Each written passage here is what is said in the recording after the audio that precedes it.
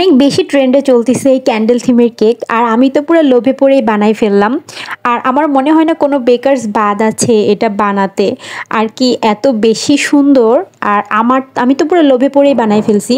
আমি এখানে টোটাল ১ পাউন্ডের একটা কেক বেস বানাই নিছিলাম ৭ ইঞ্চি মোল্ডে। সেখান থেকে আমি আমার একটা কাটার ছিল, সেই কাটার দিয়ে আর কি কাট করে নিছি।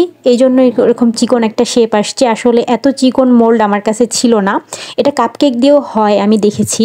তো ৩টা কাপকেক দিলে একটা সুন্দর হাইট হয়। তো আমি সেই রকম হাইটেই করে নিছি। আর এটা যেহেতু একটু উঁচু, এজন্য এটার ফিনিশিং আনতে আমার খুব একটা সমস্যাই হয়ে যাচ্ছিল। খুব ভালো মতো খেয়াল করে দেখেন যে হুইপ ক্রিম খালি ঠাস ঠাস করে পড়ে যাচ্ছে। মনে হচ্ছে যে ওদের মাথা ঘোরাচ্ছে। যাই হোক, তো বানাই নিলাম একটা। এটা হচ্ছে আমি সবথেকে হাইটেড কেক আমার ক্যান্ডেল। আর এরপরে যে ২টা বানাবো ওই ২টা একটু ছোট ছোট করে বানাবো।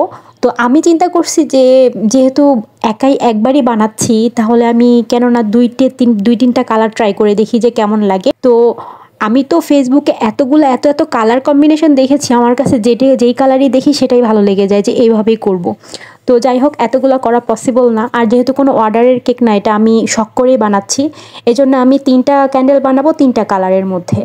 তো এই তো ২টা কালার কমপ্লিট করে ফেললাম। আর সাদা কালার তো বানাতেই হবে।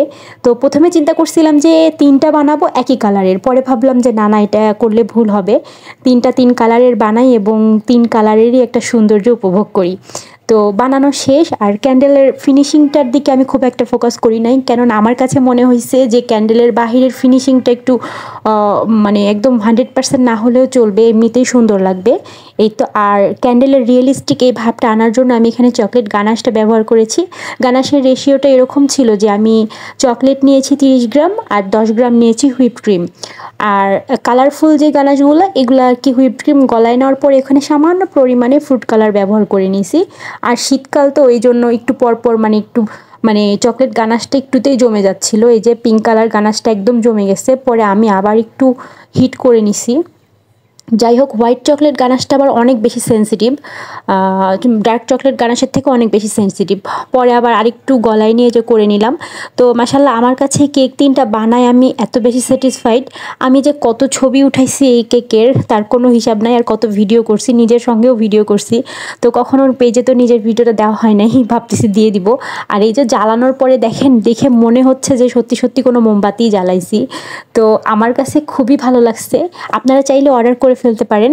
১.৫ পাউন্ড হইলে এরকম ৩টা ক্যান্ডেল হবে, আর ১ পাউন্ড নিলে ২টা ক্যান্ডেল হবে।